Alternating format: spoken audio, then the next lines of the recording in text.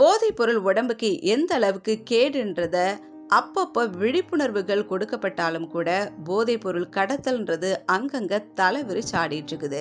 கடந்த நாட்கள்ல LSD stamp மூலயமா எப்படிப்பட்ட விஷயங்கள் உடம்புக்கு நல்லது ஸ்டாம்ப்னு சொல்றாங்களே, இதுல என்ன இருக்குன்னு பார்த்தீங்கன்னா அது ஒரு போதைப் பொருள்.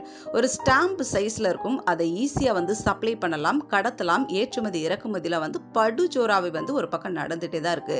இதனால இளைய சமூகம் சீர்கெட்டு அழிஞ்சிட்டு வருது இந்த எல்எஸ்டி ஸ்டாம்பை பயன்படுத்தி. இந்த எல்எஸ்டி ஸ்டாம்பை எப்படிலாம் சப்ளை பண்ணுறாங்க அப்படின்றத கொஞ்ச நாளைக்கு முன்னாடி பாருங்க. கோயம்புத்தூர், சேலம் இப்படிப்பட்ட இடத்துலலாம் பெரிய பெரிய ஜாம்பவான்கள்லாம் சிக்கினாங்க இந்த எல்எஸ்டி ஸ்டாம்பை சப்ளை பண்ணுறதுல. இந்த வேகம் குறையறதுக்குள்ளே பாருங்களேன், இந்த சூடு தணியறதுக்குள்ளே இன்னொரு ஒரு விஷயமும் நடந்திருக்கு.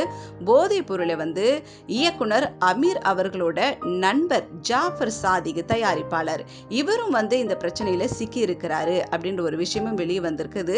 இவர் திமுகவில் ஒரு முக்கியமான பொறுப்புல இருக்கிறவர். இவர் அமீரோட நெருங்கிய நண்பரும் கூட. இவங்க 2 பேரும் சேர்ந்து படங்கள் பண்ணாங்க. இப்ப பாருங்களேன், அமீர் அவர்கள் பாத்தீங்கன்னா போதைப் பொருள் சம்பந்தப்பட்ட விஷயங்கள் வெளி வரும்போது, அதாவது ஜாஃபர் மேல சூடோபிட்ரன் அப்படின்ற போதைப் பொருளை இவர் கடத்தினதா அப்படின்ற ஒரு செய்தி வெளிவந்திருக்குது.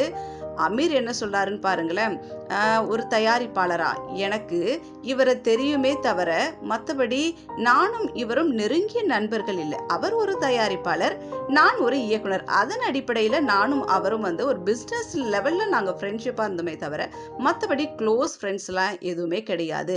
இறைவன் மிகப்பெரியவன் அந்த படத்தில் அவர் ஒரு தயாரிப்பாளர், நான் இயக்குனராக இருக்கிறேன்.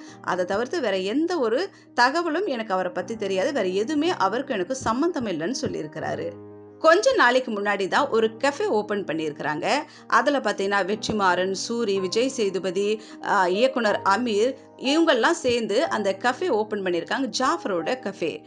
இந்த கஃபேல என்னுடைய நெருங்கிய நண்பர், என்னுடைய நண்பர் இப்படி ஒரு கஃபே ஓப்பன் பண்ணியிருக்கிறாரு அப்படின்ட்டு ஆஹா ஓஹோ என்னுடைய நண்பர் சொன்னவர் இப்போ இப்படி ஒரு விஷயம் சிக்கப்பட்டிருக்கும் போது, அவர் ஒரு தயாரிப்பாளராக தான் எனக்கு தெரியும், நான் ஒரு இயக்குனர், அவ்வளோதான் தவிர எங்களுக்குள்ள வேற எதுவுமே இல்லை அப்படின்ட்டு நைஸா எஸ்கேப் ஆகிறதுக்கு பார்த்துட்டு இருக்கிறாரு. ஸோ ஜாஃபரோட இந்த விஷயம் ஒரு பக்கம் போயிட்டே இருக்குது. ஆனாலும் பாருங்க, இனிமேல் தொடர்ந்து இவரோட நான் எந்த படமும் பண்ண மாட்டேன், பண்ணிட்டு இருக்க இந்த படத்தையும் நான் நிப்பாட்டிடுவேன் அப்படின்ற மாதிரி சொல்லிட்டு இருக்கிறாரு.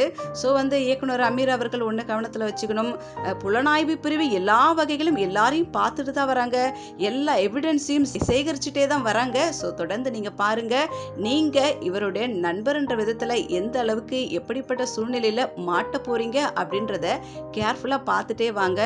ஏதோ நண்பர்கள்ன்ற விஷயத்தில் ஒன்று கூடுனீங்க, ஆனால் ஏதோ ஒரு விஷயம் வரும்போது பாருங்களேன் கழட்டி விட்டு போகிற மாதிரி இருக்குது. என்னதான் இருந்தாலும் கொஞ்சம் உஷாராக இருங்க.